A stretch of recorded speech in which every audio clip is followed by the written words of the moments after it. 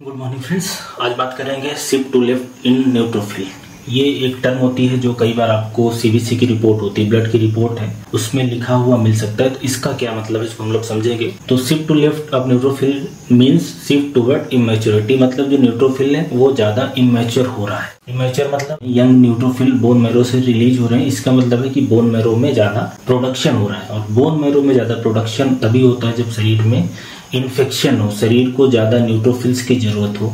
तो ये एक टर्म होती है shift to left in neutrophil. इसका मतलब है कि न्यूट्रोफिल ज्यादा यंग है, नए हैं, इमेच्योर हैं, और बोन मैरो ज्यादा इसको रिलीज कर रहा है। अगर बोन मैरो में इन सेल्स की बात करें कि न्यूट्रोफिल का जो मैच्योरेशन होता है, तो सबसे पहले ब्लास्ट सेल होता है, फिर प्रोमाइलोसाइट, माइलोसाइट, मेटामाइलोसाइट, बैंड सेल, फिर आखिरी में न्यूट्रोफिल आता है। तो नॉर्मली ब्लड में सिर्फ न्यूट्रोफिल होता है और बैंड सेल हो सकता है 3 से 5% तक। लेकिन अगर ये शिफ्ट टू लेफ्ट में क्या होता है, न्यूट्रोफिल दिखेगा, बैंड सेल भी काफी मात्रा में आ जाते हैं, और मेटामाइलोसाइट भी आ जाते हैं थोड़ी बहुत, और कई बार रेयर केसेस में माइलोसाइट वगैरह भी आ सकते हैं।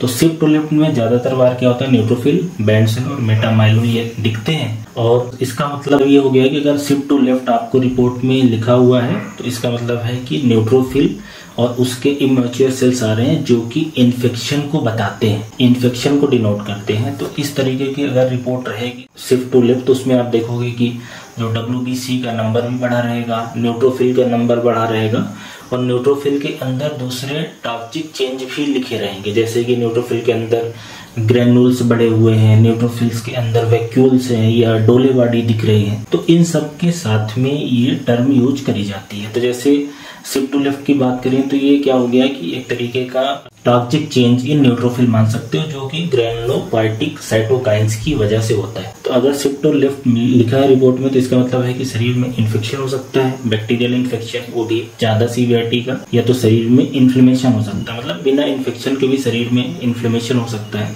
जैसे कि सर्जरी के बाद है या टिश्यू इंजरी के बाद है, एब्सेस वगैरह बन जाए। और शिफ्ट टू लेफ्ट एक ल्यूकीमिया होती है, कैंसर है, CML क्रोनिक माइलोइड ल्यूकीमिया, उसमें भी दिखती है।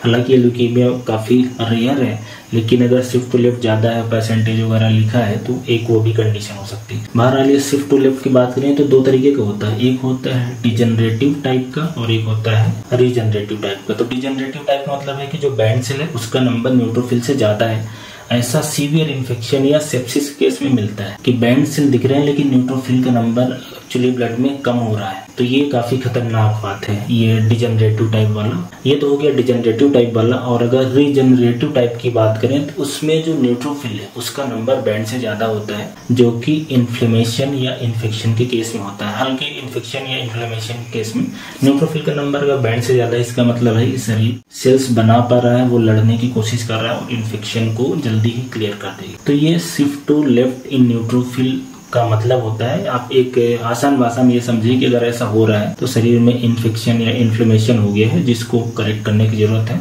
इन्फेक्शन हुआ तो एंटीबायोटिक वगैरह चलेंगी, इन्फ्लेमेशन हुआ तो शरीर के अलग अलग हिस्सों में जो भी इन्फ्लेमेशन का अवेलेबल ट्रीटमेंट होता है वो करा जाता है। बहरहाल शिफ्ट टू लेफ्ट लिखा रहता है तो उसमें न्यूट्रोफिल का परसेंटेज बढ़ा मिलेगा और बैंड सेल के बारे में भी मेंशन रहेगा। तो ये मतलब होता है shift to left in neutrophil series. ये कई बार आपको सीबीसी रिपोर्ट में रहेगा। तो उम्मीद करता हूँ कि अगर कभी किसी को ये समझने की जरूरत पड़े तो ये वीडियो उनके लिए हेल्पफुल होगा। Thank you.